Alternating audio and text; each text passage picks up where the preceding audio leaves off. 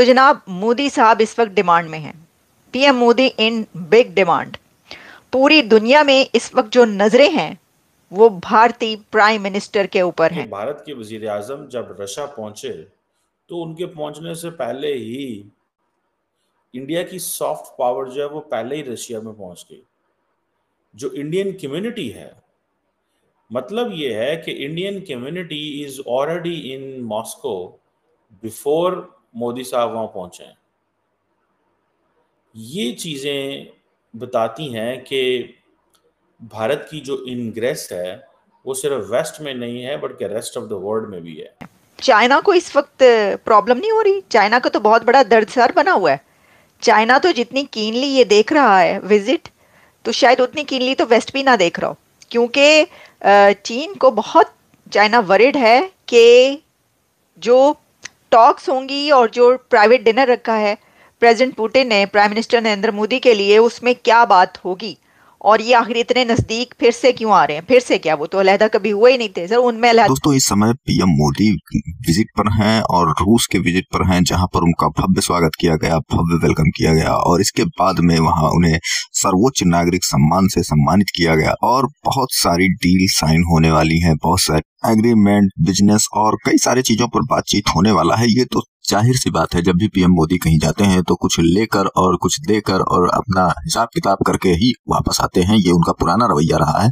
और चूंकि रसिया और भारत के बीच में पुरानी दोस्ती है और बहुत गहरी दोस्ती है दोस्तों, क्योंकि आपको याद होगा कि एक समय ऐसा भी आया था कि जब भारत पर आक्रमण करने के लिए, परमाणु हमला करने के लिए अमेरिका खड़ा हो गया था पाकिस्तान की ओर से, तब हमें रसिया ने ही मदद किया था। इसमें कोई दो राय नहीं है कि रसिया हमारा शुरू से हितैषी रहा है और आज भी हमारा हितैषी बना हुआ है और हमें इस चीज को आगे लेकर जाना है, ना कि पीछे लेकर जाना है, क्योंकि हमें रसिया ने हमेशा सपोर्ट किया है, मदद किया है और भारत के साथ कंधे से कंधा मिलाकर खड़ा रहा है। और यहाँ तक कि आज के टाइम में भी रसिया हमें क्रूड ऑयल सबसे सस्ते दामों में बेच रहा है, हमें भेज रहा है, हमें दे रहा है और इसके साथ हमें सम्मान भी वो बहुत ही बढ़िया से दे रहा है। आज के टाइम पे जब पीएम मोदी वहां पर गए हैं तो ये बताया जा रहा है कि ऐसा वेलकम किसी पीएम का आज तक वहां पर नहीं हुआ। यहाँ तक कि चाइना का भी इतना बढ़िया वेलकम, इतना भव्य स्वागत रसिया में आपको देखने को नहीं मिलेगा। एक नॉर्मल सी वहां पर इनकी लोगों की मीटिंग होती है, लेकिन जब भारत के प्रधानमंत्री वहां पर गए हैं तो बाकायदा उनके लिए एक अलग ही लेवल की व्यवस्था की गई थी जो आज तक किसी को देखने को नहीं मिली। अब इस चीज को लेकर जियो पॉलिटिक्स में हलचल मची हुई है, क्योंकि वेस्ट देख रहा है यहाँ पर कि भारत और रसिया फिर से एक साथ आ रहे हैं। हालांकि ये तो हमेशा साथ थे, अलग नहीं हुए थे, लेकिन आज वेस्ट को इस बात की चिंता है कि ये चीज हो रही है, रसिया और भारत साथ में मित्रता बढ़ा रहे हैं, इनकी और घनिष्ठता हो रही है। अब चूंकि अमेरिका, वेस्ट का जो बहादुर है, वो कह रहा है कि वो तो खड़ा है, आप जानते हैं, यूक्रेन के साथ में, और वो नहीं चाहता है किसी भी लेवल पर कि भारत और रूस के बीच में घनिष्ठता बढ़े। आज के जियोपॉलिटिक्स को देखते हुए अमेरिका चाह रहा है कि भारत उसकी तरफ हो, उसके साथ में खड़ा हो, क्योंकि इससे पहले जो उसने गलती की थी अब उसको सुधारना ही चाहता है एक तरह से देखा जाए तो। लेकिन फिर भी भारत को यकीन नहीं है अमेरिका के ऊपर, क्योंकि अमेरिका हर उस व्यक्ति का दुश्मन बन जाता है जिसका वो पहले दोस्त बना होता है। तो इस चीज को अगर समझें तो अमेरिका को इस चीज से बहुत तकलीफ है और वो कहीं ना कहीं अब जेलेंस्की से उसने कहलवाया है, जो यूक्रेन के पीएम है, उनसे कहलवाया है कि ये विजिट अच्छी नहीं है।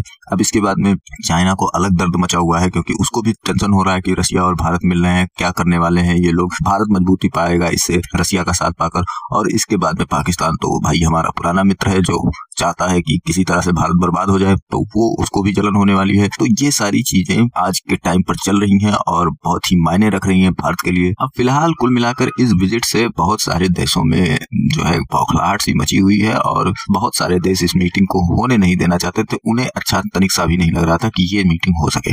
अब क्या कुछ है कहना इस मीटिंग के बारे में पाकिस्तानी मीडिया का, चलिए चलते हैं, देखते हैं। और वीडियो पसंद आए तो लाइक करें, चैनल को सब्सक्राइब करें और शेयर करना बिल्कुल ना भूलें। लादगी नहीं हुई थी। हाँ, चाइना ये क्योंकि फर्स्ट टाइम करीब आ रहा है, जो हालात हैं जियो पॉलिटिक्स जो चल रही है उसकी वजह से, इसलिए उसे महसूस हो रहा है।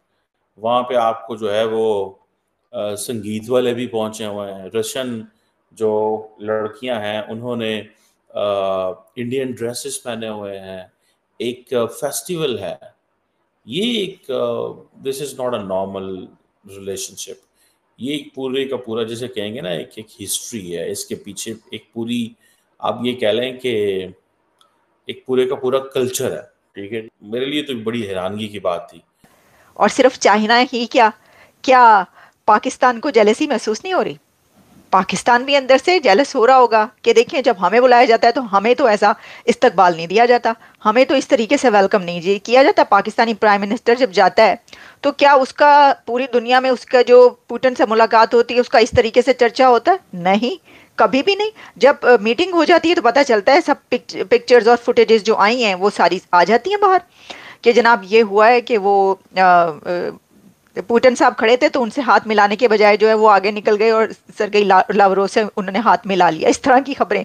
लेकिन मतलब जेलसी तो फिर पाकिस्तान को भी हो सकती है। जैसे पाकिस्तान के वजीर आजम उस वक्त के इमरान खान को कहा जाता था कि आप जो है ना वो ना जनाब करें, ना जाएं वहाँ पे, अच्छा नहीं लगता ये वो। पाकिस्तान उस वक्त, हालांकि पाकिस्तान की तो रशिया के साथ ऐसी दोस्ती भी नहीं है फ्रैंकली स्पीकिंग जिस तरह इंडिया और रशिया की है, लेकिन फिर भी पाकिस्तान गए और पाकिस्तान ने कहा कि हम जाएंगे और करेंगे। सो अब ये जो एक बड़े पैमाने पे बम्बार्डमेंट हो रही है यूक्रेन के अंदर, देखिए ये इंडिया का मसला नहीं है अगर सही मानों में देखा जाए, ठीक है जी, ये इंडिया का मसला नहीं है। और ये चीज़ें जो हैं ये मसला यूक्रेन का है और रशिया का, ठीक है। उसकी वजह ये है कि क्या रशिया के साथ दुनिया ने ताल्लुकात बंद कर दिए? नहीं बंद कर दिए। कि इंडिया और रशिया कभी भी दूर नहीं गए थे, वो हमेशा से करीब हैं और करीब ही रहेंगे। और उनके इन दोनों का जो विजिट है, जो मुलाकात होगी, उसमें आप देखिएगा कि कैसी गर्मजोशी नजर आती है। खबरें ये आ रही हैं कि मोदी साहब को प्राइवेट डिनर रखा गया है, और यही नहीं बल्कि वहां पर जो इंडियन डायस्पोरा है वो बहुत जोश खरोश से तैयारियां कर रहा है मोदी साहब को वेलकम करने के लिए। कोई पाकिस्तानी, मेरा नहीं ख्याल रशिया में रहता, कि पाकिस्तानी रशिया से इसलिए ताल्लुकात नहीं बनाना चाहते थे, वो कहते थे ये लादीनियत पे यकीन रखते थे, डोंट बिलीव इन रिलीजन, क्योंकि ये रिलीजन पे यकीन नहीं रखते। और जो जो वेस्ट है, जो क्रिश्चियन है, जो अमेरिकन हैं, ब्रिटिश हैं, वो एक दीनी किताब पे यकीन रखते हैं, वो होली बुक यानी कि जो जिसे कहते हैं ना बाइबल पे यकीन रखते हैं। तो इनसे हम बिल्कुल भी ताल्लुक नहीं रखेंगे, ये लादीनियत है और ये हमारे मुल्क में लादीनियत आ जाएगी। हमारे लोगों का ये मजाज था, ये सोच थी। क्रेमलिन ने बहुत तैयारी कर रखी है। क्रेमलिन की जो सारी इसमें तैयारी नजर आ रही है कि रेड कारपेट तो है ही, उसके साथ भी और बहुत कुछ उन्होंने रखा है मोदी साहब को वेलकम करने के लिए। एक ग्रैंड विजिट है ये। बात यह है कि वेस्ट ये सोच रहा है कि कहीं ऐसा ना हो जाए वो वधाइयां किसी दे नाल ते लाइयां किसी दे नाल, लाइयां किसी दे नाल ते वधाइयां किसी दे नाल, ये कहा जाता है। पतंग चढ़ाता कोई है तो काट के कोई और ले जाता है। असल में वेस्ट को ये फिक्र है। क्या डिप्लोमेटिक ताल्लुकात खत्म हो गए हैं? क्या जो जो दुनिया है, जो वेस्टर्न वर्ल्ड है, उसने अपनी एम्बेसीज मॉस्को में बंद कर दी हैं? नहीं बंद की। तो वो जा रहे हैं, मिल रहे हैं, एक रिलेशनशिप जो है वो है। अमेरिकन ने ज़रूर ये बात करवाई है उससे कि आप ये बात करें, और इससे ये है कि एटलीस्ट इंडिया पे हम प्रेशर डाल सकें। अगर इंडिया पे प्रेशर नहीं भी डलता तो एटलीस्ट यूरोप और वेस्ट के अंदर इंडिया के बारे में ये ओपिनियन बिल्ड कर सकें कि इंडिया हमारी बात नहीं सुनता, ठीक है जी। और ये अभी ज़ेलेंस्की साहब के जो रिमार्क्स हैं, ये मोदी साहब के दूसरे दिन में ये सामने आए हैं। मगरिब ये जरा सोच विचार में है कि भाई ये ना हो जाए कि जो इंडिया है, मोदी साहब हैं, वो भी जाकर उधर खड़े हो जाएं। लेकिन मैं आपको ये बताऊं, वो कहीं पर किसी के साथ खड़े नहीं होते।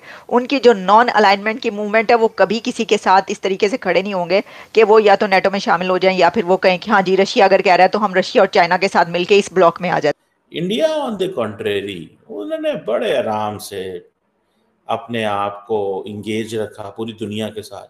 आज वो चीन के साथ भी इंगेज हैं, आज वो रशिया के साथ भी इंगेज हैं, आज वो अमेरिका के साथ भी इंगेज हैं। All the three poles of power international system में जो तीनों के तीनों ममालिक इन्फ्लुएंस करते हैं, वो सारे के सारे वहाँ मौजूद हैं।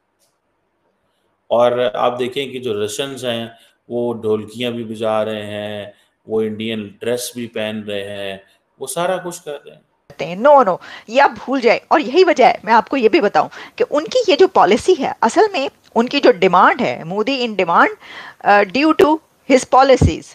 उनकी जो थर्ड इनिंग्स अब स्टार्ट हुई है 3.0 मोदी, उसने तो तहलका मचा दिया, हर तरफ धूम मची हुई है इस वक्त मोदी साहब की। इंडिया जो है वो रशिया पे तनकीद नहीं करता।